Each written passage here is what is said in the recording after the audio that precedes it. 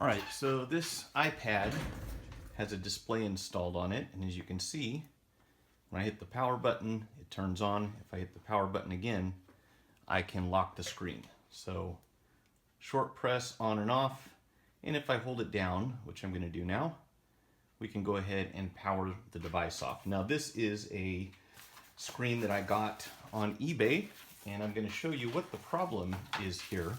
And it doesn't occur until the home button is installed. So what you're going to do, if you want to double check before you put anything together, of course we want to disconnect the battery before anything else, and then we will go ahead and get the LCD and digitizer unplugged, which can be a tricky thing, and I often do this under the microscope just so I can get a better view of what's going on here. So we are going to take the home button, which is not fully installed at this point, because I knew I was going to have to test it, and it is tricky getting this dude to release. But if we flip it up, you can see that my home button cable is not fully adhered inside of the device because I knew that I was going to have to test this. So this will take a second. And obviously, if you're working on these, you want to be very careful. The parts are sensitive on the inside. This is why I use this painter's tape to fasten the cables into place so they won't, it comes off pretty easy and won't cause any damage.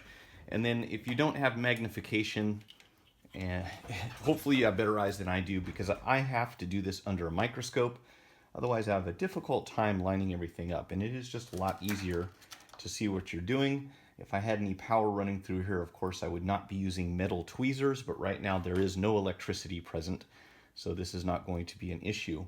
So I'm going to go ahead and connect the home button cable, and once we get that installed, go ahead and secure it. And like I said, I'm just going to set the button down so that we can make sure everything's working right. It's not fully installed, but it is in the correct position here on the device. And then once again, the fun part, make sure that you first connect the display before you plug the battery in, because that can cause you some problems. So let's go ahead and get this plugged in. And what we want to do also is make sure that while these display connectors are attached, that they stay this way once the battery's plugged in, because if not, you can have some problems. So you can see those are plugged in. Hopefully you can see.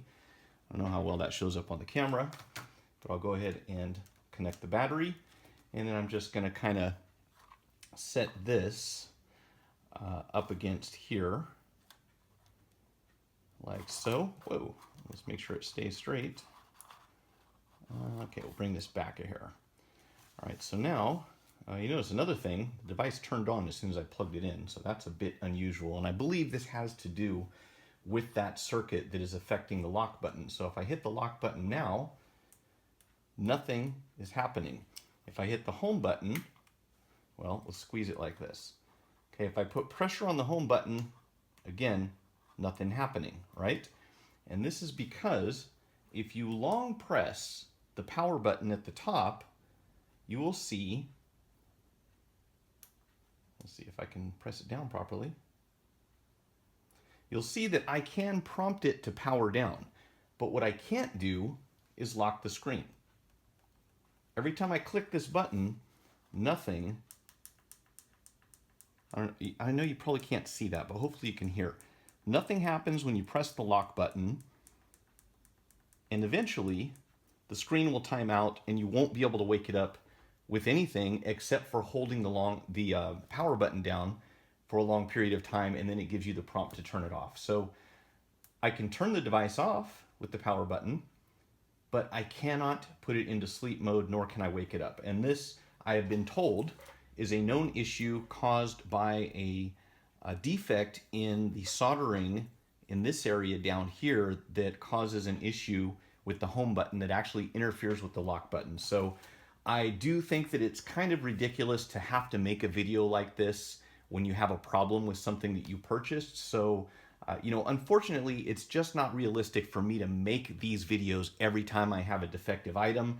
So again, sadly, I won't be able to purchase from this vendor because this is just adding to the amount of work that I have to do.